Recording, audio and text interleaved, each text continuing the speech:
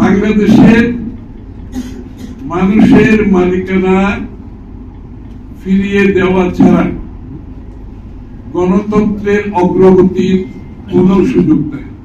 এই দেশের মালিক যারা, তারাই সিদ্ধান্ত নেবে বাংলাদেশ কিভাবে পরিচালিত হবে, এবং তার একমাত্র উপায় হচ্ছে বাংলাদেশের জনগণের মালিকের ভোটে নির্বাচিত প্রতিনিধিত্বশীল নির্বাচিত সংসদ এবং সরকারের মাধ্যমে এটা করতে হবে।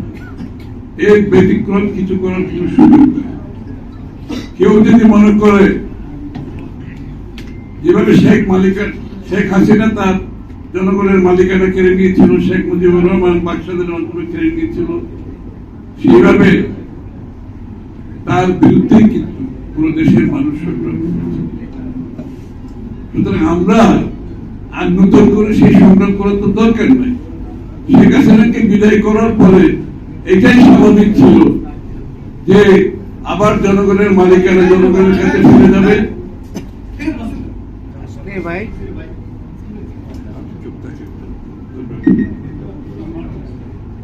বাংলাদেশের এটা খুবই স্বাভাবিক ছিল শেখ হাসিনার পতনের পরে, সে ফ্যাসিস্টের পতনের পরে, যে বাংলাদেশের মানুষের মালিকানা একটা নির্বাচনের মাধ্যমে, প্রতিনিধিত্বশীল সরকারের মাধ্যমে, সংসদের মাধ্যমে সেটা জনগণ ফিরে পাবে। সেটাই ছিল প্রত্যাশা, এবং সেই প্রত্যাশা কিন্তু এখনো জনগণের আছে। সুতরাং সেটা বিলম্বিত হওয়ার কোন সুযোগ নেই, কোন সুযোগ নেই।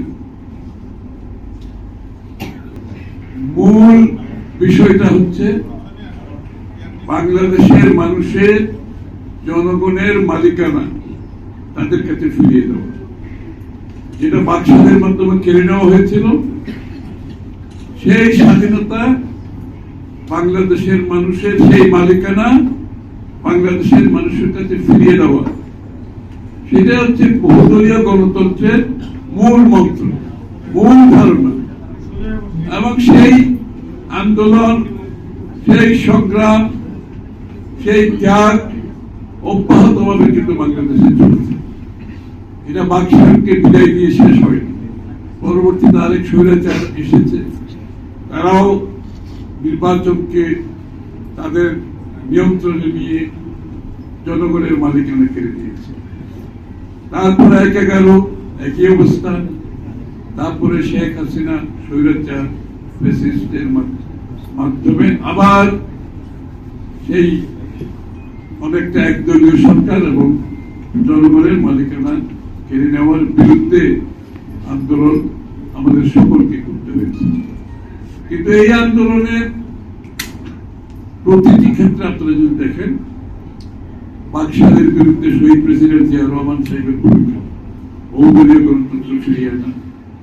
পরবর্তীতে স্বৈরাচারের সাথের বিরুদ্ধে একমাত্র নেত্রী যিনি শুরু থেকে শেষ পর্যন্ত আপসহীনভাবে সংগ্রাম চালিয়ে স্বৈরাচারকে বিদায় করেছে, সেটাও বাংলাদেশ জাতীয়তাবাদী দলের নেতৃত্বে হয়েছে।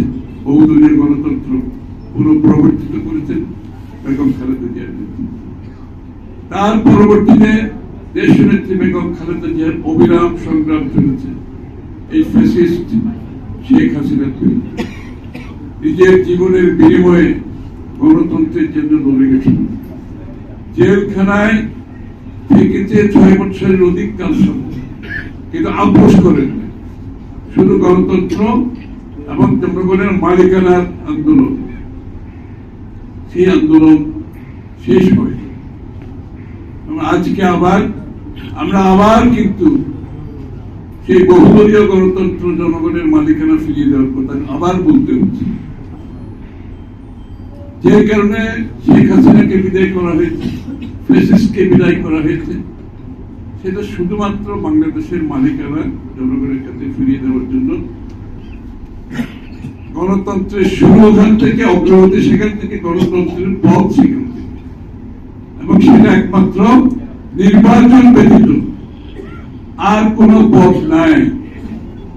অন্য কোন পথ খুঁজতে গেলে সন্দেহের উদ্রেক হবে। জনগণ হতাশ হবে, বাংলাদেশের গণতন্ত্র আবারও মুক্ত হয়ে উঠবে।